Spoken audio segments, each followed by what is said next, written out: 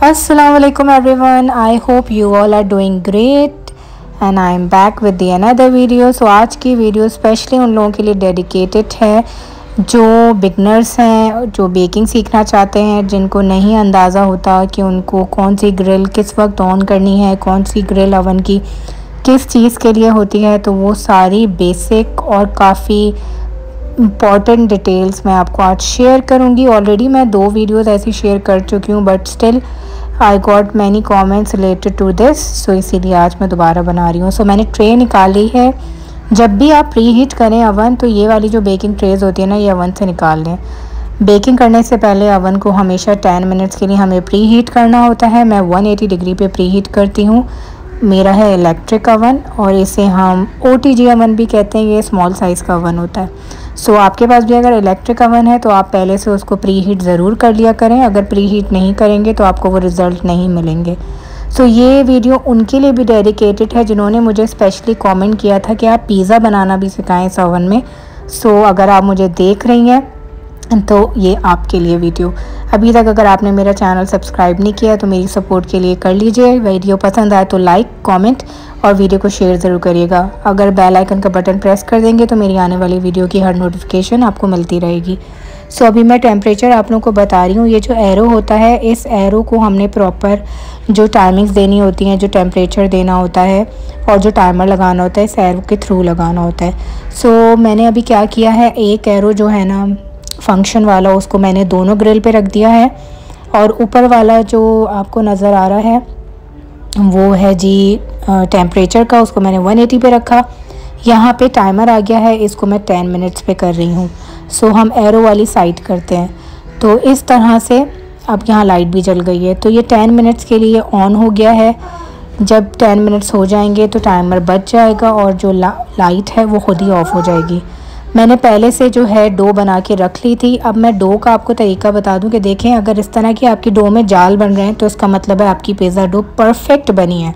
अगर वो बहुत ज़्यादा राइस भी नहीं हुई है बट स्टिल उसके अंदर जाल बन चुके हैं और वो सॉफ्ट हुआ है तो इसका मतलब आप जो है ना, डो आपकी बड़ी ज़बरदस्त बन गई। सो मैंने इसको बहुत ज़्यादा टाइम नहीं दिया था क्योंकि मेरे पास टाइम नहीं था, मुझे वीडियो भी बनानी थी आप लोगों के लिए। तो मैं इसको और टाइम दे सकती थी जो कि मैं नहीं दे पाई, बट स्टिल मेरी डो बहुत परफेक्ट बनी है और उसका रिज़ल्ट भी बहुत अच्छा आएगा।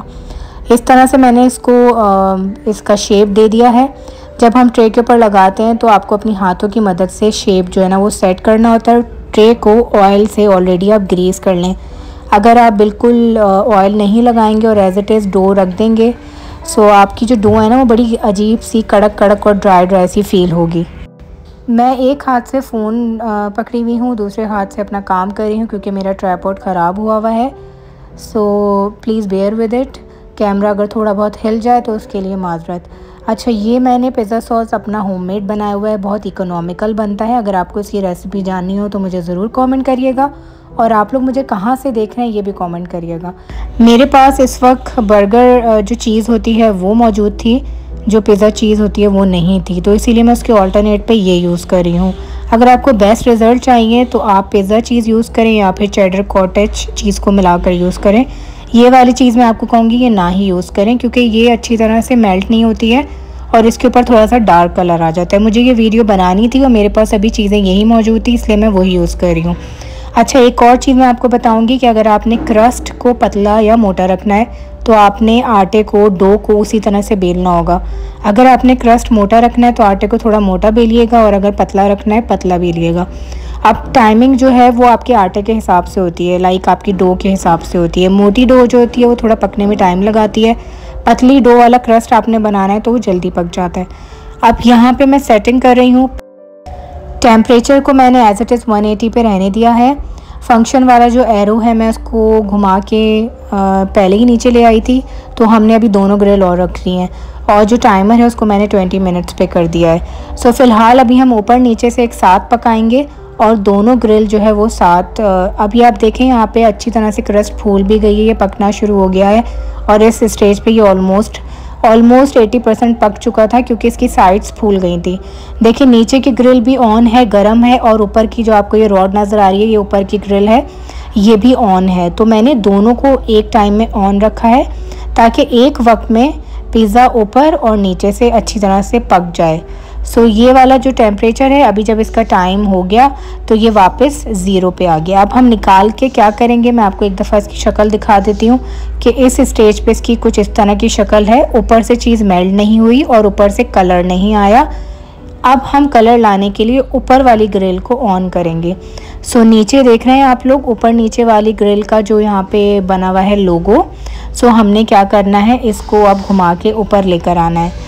जो अब मैं लेकर आऊँगी, ये जो मैं इशारा कर रही हूँ, यहाँ पे एरो बना हुआ है और यहाँ पे ऊपर वाली ग्रिल की पिक्चर भी बनी हुई है। सो हमने इस पे लेकर आना है और टाइमर मैं ऑन करूँगी 10 मिनट्स के लिए।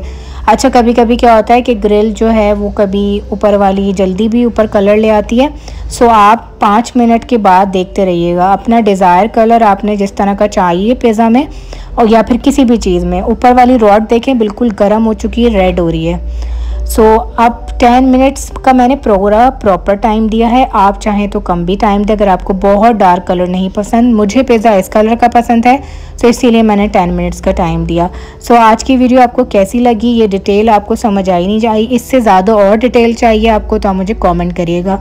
साइड में देखिए ऊपर वाली ग्रिल ऑन करने से कितनी अच्छी क्रस्ट बन गई और क्रिस्पी सा हो गया है और ऊपर से कलर भी बहुत अच्छा आ गया है। मैं इसको आपको कट करके भी दिखाती और क्रस्ट भी दिखाती, पर अचानक से लाइट चली गई और मैं पूरी वीडियो प्रॉपर जो उसका लास्ट पार्ट था कट करने वाला और आपको क्रस्ट दिखाने वाला, वो मैं नहीं बना सकी। तो चलें, मुझे दें इजाज़त, फिर मिलेंगे नेक्स्ट वीडियो में। अल्लाह हाफिज़।